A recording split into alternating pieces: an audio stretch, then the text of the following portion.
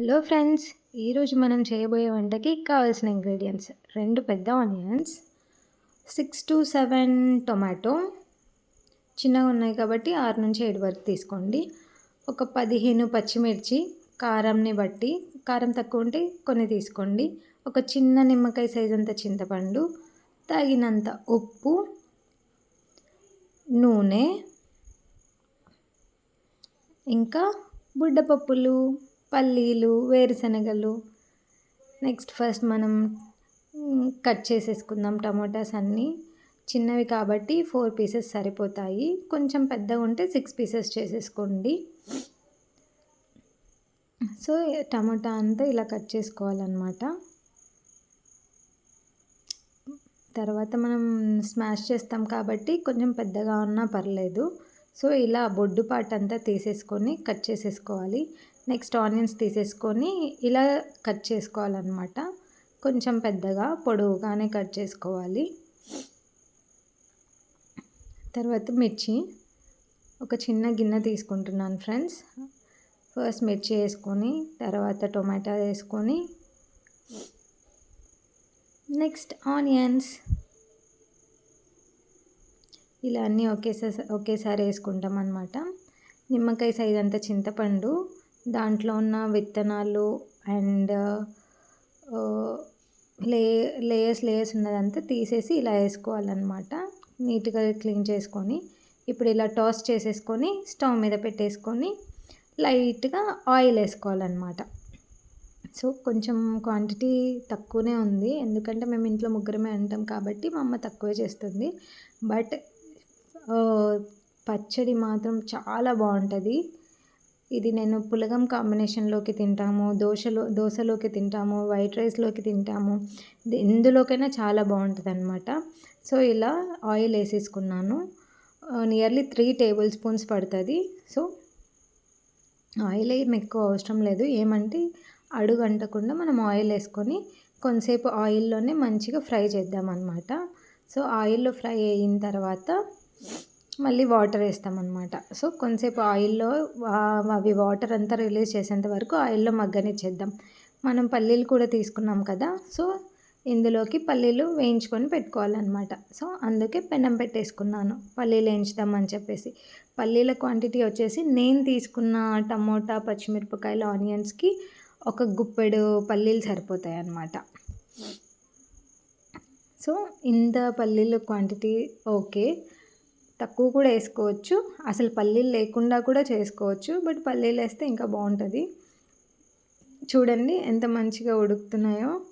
మళ్ళీ ఒకసారి టాస్ చేసేసుకొని మళ్ళీ స్టవ్ మీద పెట్టేసుకుందాము. ఇంకా కొంచెం వాటర్ రిలీజ్ చేసుకున్న తర్వాత మనం వాటర్ యాడ్ చేసుకుంటాం అన్నమాట.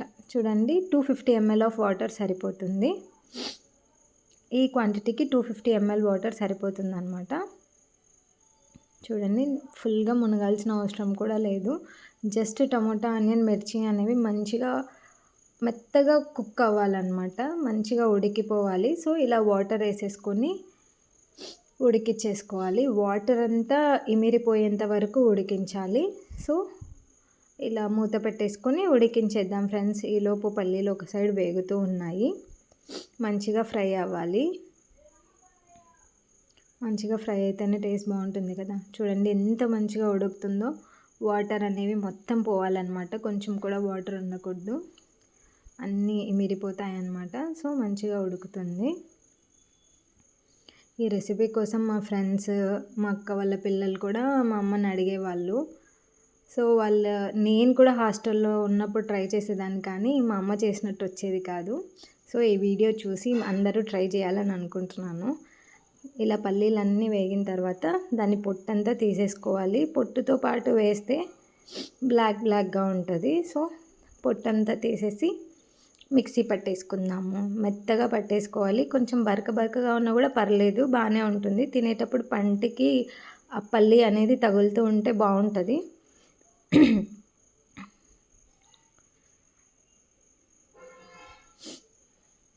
ఇలా పల్లి పౌడర్ అంతా చేసేసామన్నమాట.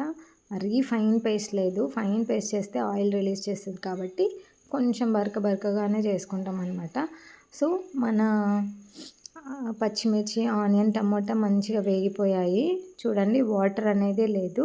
సో, ఇప్పుడు దీన్ని తీసుకొని ఏం చేస్తామంటే ఒకటి దీన్ని మిక్సీలో వేసుకొని గ్రైండ్ చేసేసుకోవచ్చు డైరెక్ట్‌గా. అప్పుడు మొత్తం పేస్ట్ అయిపోతది.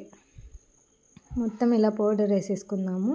కానీ దీన్ని మిక్సీ చేసుకోవడం కంటే రోట్లో ఏసి రుబ్బుకుంటే చాలా బావుంటది. లేదు అంటే పప్పు ఎనిపే పప్పు గుత్తి ఉంటది కదా! దాంతో కూడా ఎనుపుకోవచ్చు. సో, సరిపడా ఉప్పేసుకుంటున్నాను. ఈ ఇంగ్రీడియెంట్స్‌కి 1 ½ టేబుల్ స్పూన్ సరిపోతుంది. లేదా 1 స్పూన్ అయినా సరిపోతుంది. సో, మీరు తినే టేస్ట్‌ని బట్టి ఉప్పు యాడ్ చేసేసుకోండి. సో, దీన్ని మంచిగా స్మాష్ చేసుకోవాలనమాట. టమోటా కానీ ఆనియన్ స్మాష్ అవ్వకపోయినా పర్లేదు. టమోటా, పచ్చిమిర్చి మాత్రం మంచిగా కలిసిపోవాలి. సో, ఇలా మంచిగా పప్పు గుత్తితో ఎనుపుకోవచ్చు. లేదంటే రోట్లో ఏసి రుబ్బుకోవచ్చు. 2 టేస్ట్ చాలా బావుంటాయి. రోట్లో ఏసినది ఇంకా కొంచెం ఎక్కువనే బావుంటదనుకోండి. సో, యమ్మీ యమ్మీ పచ్చడి రెడీ అయిపోయింది. ఇంతకీ దీని పేరు చెప్పలేదు కదా ఫ్రెండ్స్. దీని పేరు మా ఇంట్లో పచ్చిమిరపకాయల పచ్చడి అంటారు. కానీ మేము కొంచెం చిన్నగా ఉన్నప్పుడు మా నాన్న మేము కలిసి దీనికి గజిబిజి పచ్చడి అని పేరు పెట్టేసాము. బావుంది కదా! ట్రై చేసి చెప్పండి ఫ్రెండ్స్ గజిబిజి పచ్చడి. Do like, share and subscribe friends.